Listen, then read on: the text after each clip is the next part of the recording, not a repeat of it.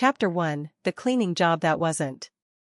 I was 13 when it started, the age where you're old enough to feel grown but young enough to believe anything wrapped in kindness. He lived 2 doors down. Middle-aged. Friendly. Safe. A guy my mom trusted because he had a wife, grown daughters, and a normal life that looked nothing like ours. He offered my sister and me $10 an hour to clean. Just dishes. Vacuuming. Mopping. Nothing heavy. Nothing weird. The apartment was small, so the work took maybe 15 minutes.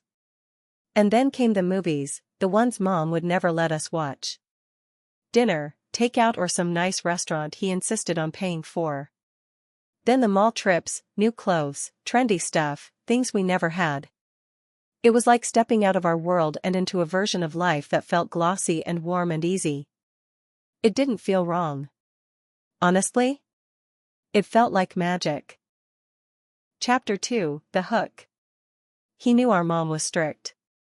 He knew we craved attention more than we craved rules. And he played that like a violin. Days turned into hours. Hours turned into, hey, can you stay a little longer? And we always did. After school became his time.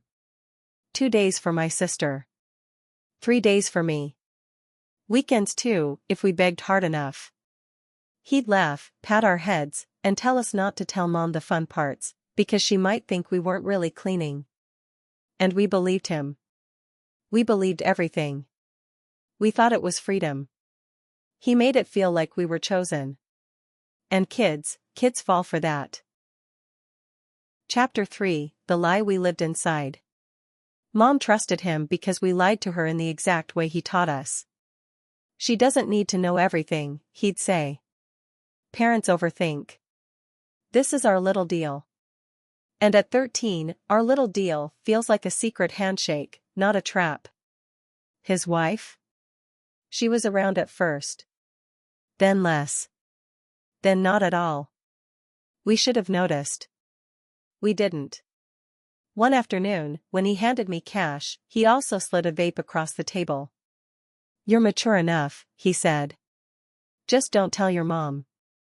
Some things are between us. That phrase, between us, stuck to my ribs like glue. I didn't realize until years later how dangerous those words were. Chapter 4, The Slow Realization. I'm 19 now. And every time I retell this story, I watch people's faces shift. The softness fades. The eyebrows tighten. The silence stretches. They use words like grooming, manipulation, boundaries, predator. And I feel myself shrinking into the version of me who thought she was just cleaning dishes and watching movies. He never touched me. He never crossed that line.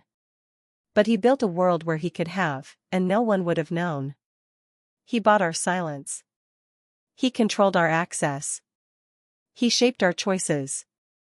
We didn't see it then. That's what childhood is, blindness dressed up as trust. Mom cries when she talks about it now. She blames herself. But she only knew the story we fed her, the story he told us to tell. And sometimes, I still don't know how to feel. Was it kindness? Was it danger? Was it both? All I know is that when I picture him now, I don't see the fun neighbor anymore. I see the man who made 2 kids think secrecy was love.